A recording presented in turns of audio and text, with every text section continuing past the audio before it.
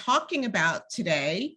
And because today at Tech Kids Unlimited, we're highlighting the UN Sustainable Goals in our Tech for Good hackathon, which is sponsored by Infosys Foundation USA. So welcome, Margreet, to Tech Kids Unlimited. And I'm so excited that you're going to meet some of our students, and also that you're going to tell us a little bit more about you and your beautiful, comic book. By the way, everyone who's at the hackathon will be receiving this comic book for free in the mail in the next, couple days. So, okay. So Margreet, tell us about yourself. Well, hi, I'm Margreet, and I'm 49 years old, and I live in Amsterdam in the Netherlands. And I don't know if you know where that is, but it's away over the ocean. And right now it looks like this over here. And maybe you know a little bit about Holland and about Amsterdam, and then you think about canals and you think about windmills. Well, they are pretty close to here, but this is my nook of the town with a nice park in front of me, and so that's where I'm at. And you're all in New York. And other places too. And other places, cool. Yes. Yeah, I love New York and other places. So yeah, that's where I am. I've been living here for a long time. I was born in the north of Holland, in a smaller town. I wasn't born there, but I grew up in the north, in the countryside, and came to Amsterdam to study. And I've basically never left, apart for a few years. So tell us, how did you become an artist? Like how did that happen? And also, how did you become a comic book artist? Good question, because when I was a kid, I loved drawing, and I did make comics when I was smaller. This is one of the comic characters I drew when I was about 14 years old. It was based on Lord of the Rings, and it was set in the camp of the orcs. And I drew this little orc who was different from the rest because he had feelings, and the other orcs didn't like it. So I've been making comics all my life, basically, but there was no school for making comics when I grew up. So I never thought I could go become a comic artist. So after high school, I went to the university. First, I went to film academy, but that didn't work for me. In retrospect, I think, comics is also like making film, but then without all the hassle of the technicalities and the money. So that didn't work for me. And then I thought, well, I'll study the same thing that my parents have studied. So I studied theology. And when I was almost finished, I thought, yeah, but I don't want a job in the church. What I really would like to do is earn my money making art, and especially making comics. And so I was pretty old. I was 27 when I started into really professionally comic making. So you went to school to study theology, which is religion, and you came out the other way,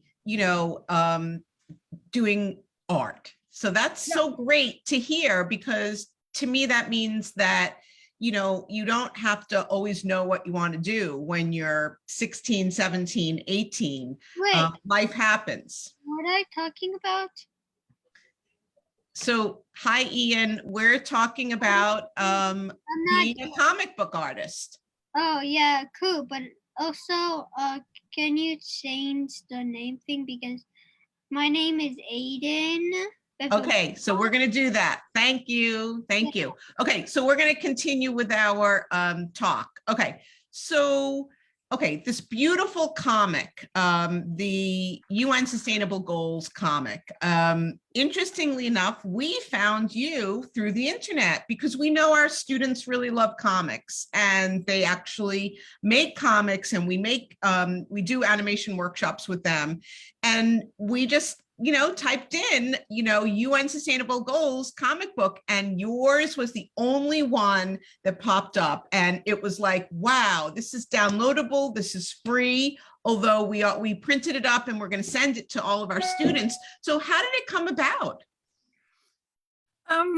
I'll tell you, and maybe at the same time I can show you the comic on my website, which is margreetheer.com. This is the header of my site, and actually this is me sitting over here with when my hair was still red. And I'm always working on comics, and I've got 2 cats, and I've got a husband who helps. And so that's the short introduction. And here's the Global Goals comics. And I really made it into a comic book. I wanted a cover page, and I wanted a sort of like prologue before going into the goals. And this is where the goals start. I don't know, you've all looked at them. You know that there are 17 goals, and that they range from things like infrastructure, like, you know, making roads and teaching people, to helping people get out of poverty. So I made 1 page for every goal. So how long did that take you, like, to do 1 page? How long did that take you? Not that long, actually. The thing was, at that time, which was 2015, I was just working on a book about global issues.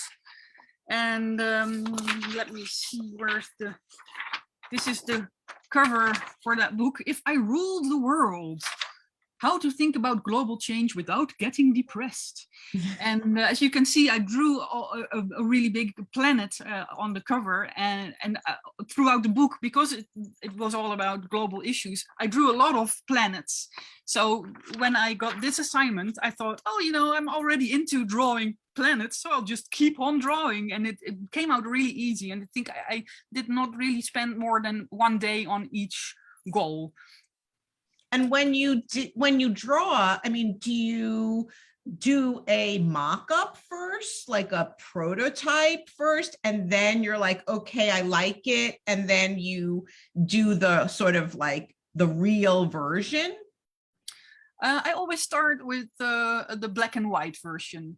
And in this case, I was working together with the organization Reading with Pictures, which promotes comics for educational goals. And they work together with UN, the United Nations Kids Department. Yeah, the tone of the comic had to be just right, and so there was a lot of back and forth. I would start with a sketch in black and white, and I would send it to them, and they would say, "Oh, can you change that word, or can you draw more people of color in there, or people with disabilities?"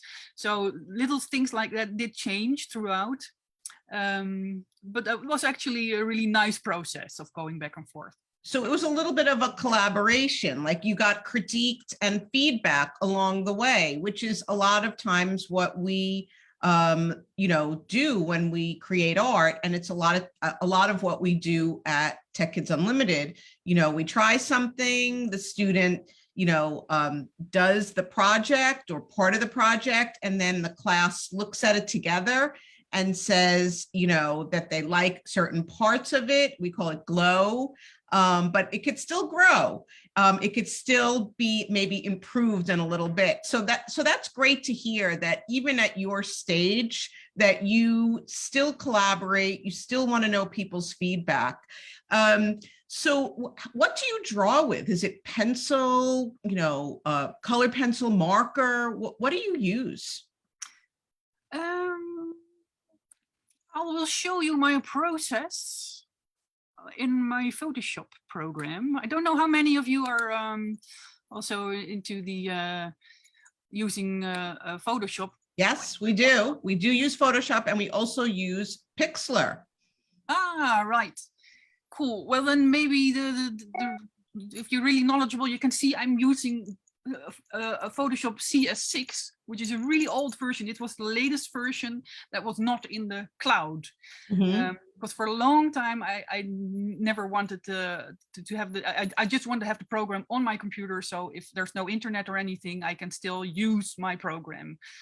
on the big computer over there, because this one is my laptop, but I also have a big computer. That's where I'm finally into the Creative Cloud. But on this one, I still have Adobe CS6, which is actually not really that different. It works the same. So you're drawing right into the computer? No, right no, actually No. not. No, not. But I do a lot of work on there.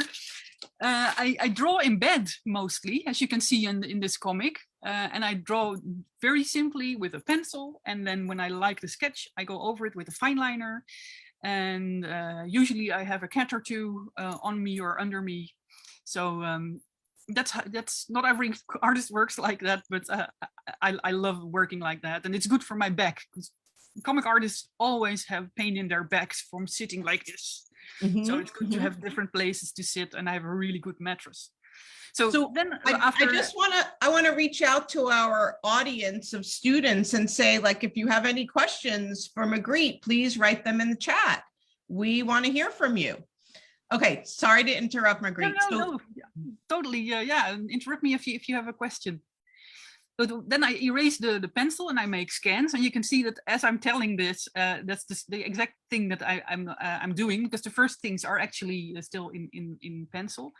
Then I clean up the lines and I put in the lettering, and you can see that the words put in the lettering are in a different letter than the letters above. The first ones are handwritten, and the put in the lettering is a computer font that I made of my own handwriting. It just makes it a little bit nicer and easier to read.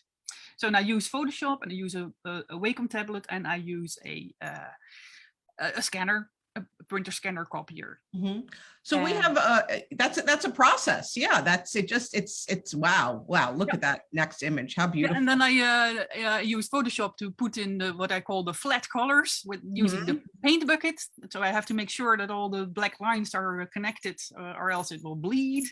And then I hand it to my husband, Yuri, on a USB. Oh, we used to use a USB stick. Now we put it. We have a shared online storage. He works on a Cintiq, so he does draw directly on the screen. I can't do that. I never really got into that, but he can, and he's really handy with that. And then he, as you can see, he makes the colors really come to life with shadows and highlights, and that's how we work together.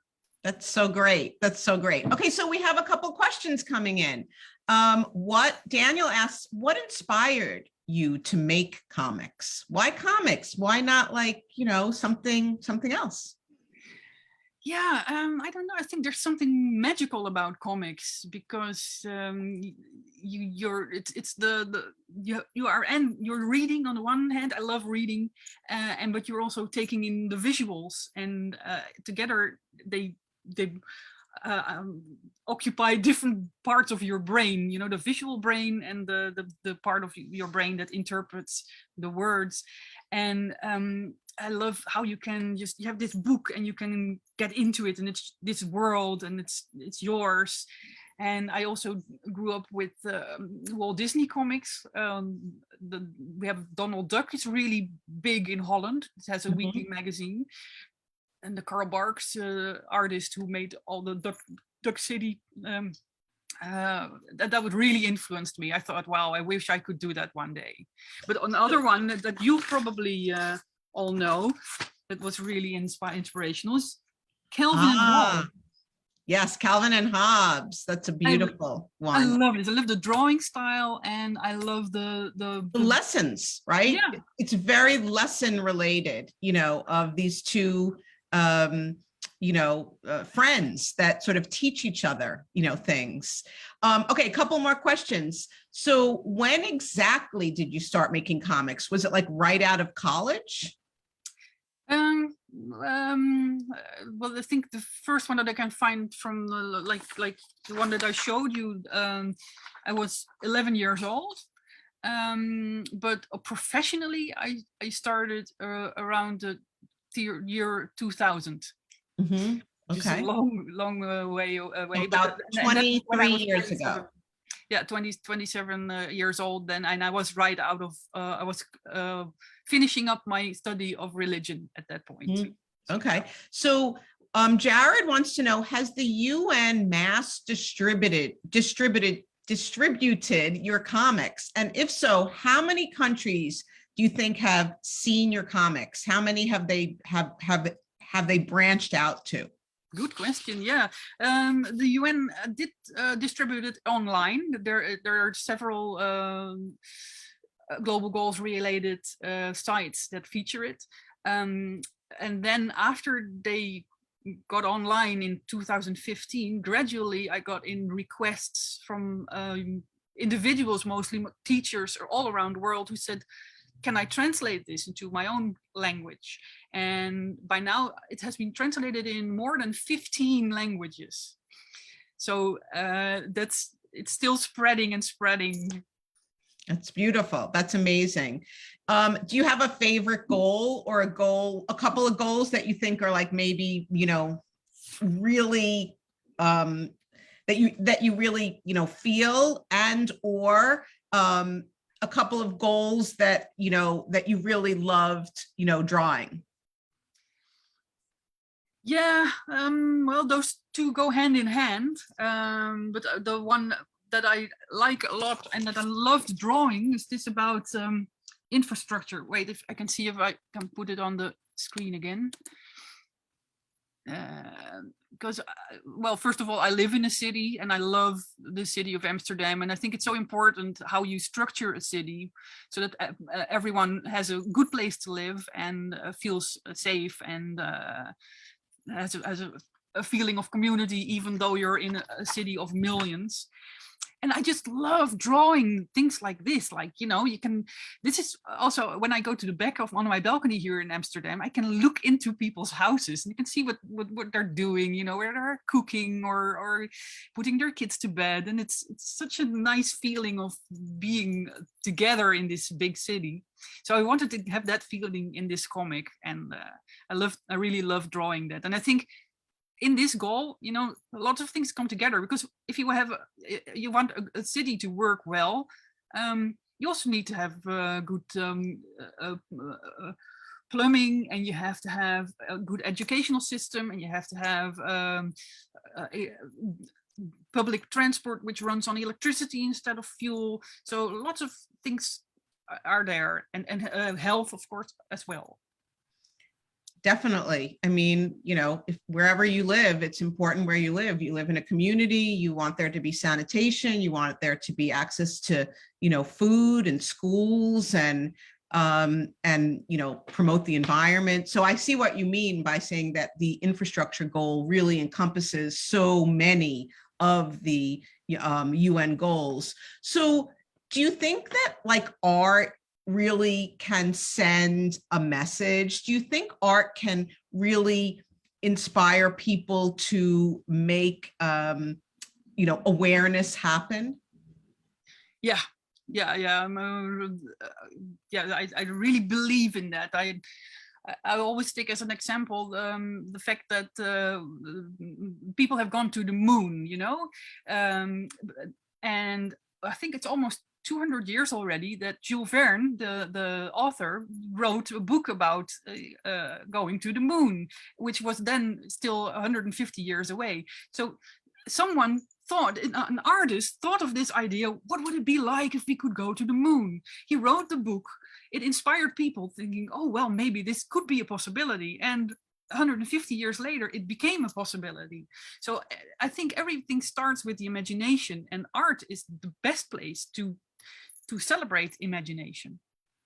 So speaking in regard to art, and especially digital works, which is what Tech Kids Unlimited does best, what advice do you have for our artists, for our students?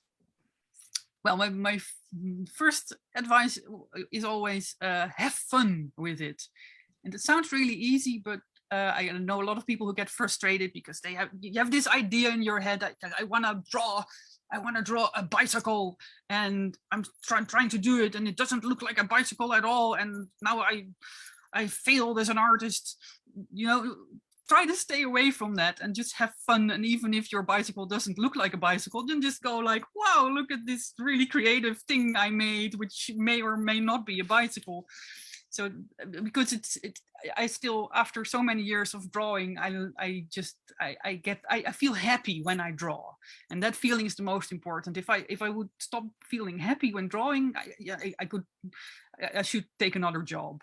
So And that's the first thing. do you And wake then, up every day and, maybe have your breakfast and then, go and start drawing? I mean, is it something that is in your life every single day, or do you maybe just do it Monday through Friday? no, I basically do it every day.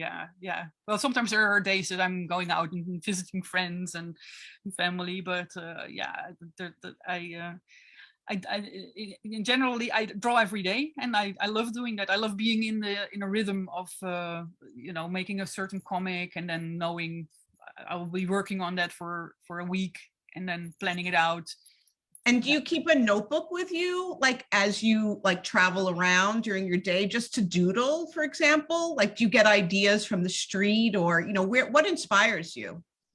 No, I don't have a notebook, and because I mostly stay at home and draw and play games and read books. So when there's an idea, I usually just jot it down on my on the paper that's already in front of me. And then, back to your beautiful, comic book, which, has very deep, intense topics, around quality education and gender equality and clean water. There's so many goals, 17 goals. Did you then go ahead and research every single goal to get the way that you wanted it to look per page? Like, how did you do that? How did you take the goal and make it into something that could be looked at and understood so well? Well, that's why it was nice that it was a sort of assignment with this organization in the middle. They provided me with the feedback. They said, this is what the goal is about, and we want you to put these and these and these things in the comic for sure. So I had something to go on, and I did not have to research it myself. They just sent me the feedback that was necessary. And so there are running themes, though, in the comic. Like, you have the world, that your character of the world, and that character appears in every single goal. And he or she or they're so expressive. Is that something that you like to do, have one running character throughout a comic series? Yes, definitely. And usually it's me myself as a cartoon figure, going through I make different books, comic books on different subjects like philosophy and science, and then it's usually my comic character together with my husband, who are walking through literally the subjects and saying, well, I don't understand quantum theory, how does it work? And then we talk about it. And actually, the Global Goals comic started out like that as well. The first sketch I made was with me and my husband saying, oh, what are the global goals and why are they important to us? And then when we were talking about it with Reading with Pictures and the United Nations, they said, well, it's better to have a more neutral figure than the two of you. And then I thought, well, then the planet is just, we're going to use that figure. Definitely, right. And that totally makes sense. So then, was the idea always to give it away for free, that it would be downloadable, for free? Was that the idea? Yeah, that was always the idea, to have it available for everyone. Although at the very start of the project, it was the idea that I would get paid for it. There was a Kickstarter for a whole big project with several comic artists who were working on different comics about the global goals, but the Kickstarter failed, unfortunately. And then, because I had already all these ideas about it, I said, well, I'm going to make it anyway. I've got the time and I think it's important. So I made it for free eventually. Wow. So you made it so you were given the idea, and then you ultimately made it for free. And because you have it downloadable for free on the internet, it's not even like you're making any money now off of it, which is quite generous of you. But, you know, that begs the question, you know, I know that you do make your living as a comic book artist. So, you know, do you have any advice for our students who think, you know what, I want to make my living being an artist? Yeah, well, the thing that I always, when I think about living of my art, and I don't think necessarily always about money. Money is important. I need to pay the rent and I need to have food. But fortunately, for many years, that's been covered, you know. So I have the liberty of choosing projects that I really like. So I always weigh the assignments on what I call the 3 Ps. The P of the first one is pleasure. You know, do I like this project? Do I have fun with it? And then there's the P of prestige. You know, is this something that looks good on my CV? Is it for a museum or something? And then the third P is for poen, which is money in Dutch. So that's the 3 things: money and prestige and fun. And if a project scores high on one of these 3, I could still do it. Other artists sometimes say, well, it has to score at least 2 of the 3 Ps. So that's maybe is something you can take with you also to in your life. With many things, not just with making art, but you know, it's not all about making money. Yes, you need a little money, and yes, you need prestige, but you also need pleasure, and you have to weigh these 3 things. Well, you clearly love what you do, right? I mean, because this comic is taking very difficult topics and, you know, really asking people to think about them and really presenting the UN goals in a positive light and sort of making people, anyone who reads it, think about, you know, what can they do to contribute to the world. And we thank you so much for making us think in this way. And, you know, our students today have, so far this morning, they've made public service announcements about the UN goal that's important to them. And, you know, we're going to continue on in about 15 minutes with our afternoon sessions. And I just really want to thank you for spending this time with us, really talking to us about what it means to be a comic book artist and how this beautiful comic became realized. And if anyone has any final question for Margreet, please put in the chat. Any final words or anything you want to say to our budding technology digital artists? Well, I think it's so awesome that I'm able to talk to you right now and that you've invited me for this, because that's the wonderful thing about this whole project for me, that I make stuff and I throw it out into the world and I can't see what happens with it. But this project has turned out with so many wonderful connections like this. You know, now I'm right there with you in your house in New York or close by, and you can see me here in Amsterdam, and you're reading my comics. That's so exciting in itself. So yeah, that's so I want to thank you as well, and I just want to, if you want to do something for me today, then please make a comic drawing. Can be about the global goals or anything you like. I just love it when people make comics. Yes, definitely. So thank you so much for joining us. Everyone's going to get this beautiful comic about the UN Sustainable Goals in the mail very soon. And I want to thank Infosys Foundation USA for sponsoring our hackathon. And everyone, let's keep working. Let's keep making people aware of the importance of these very, very important goals, especially in this day and age. So thank you so much. Bye.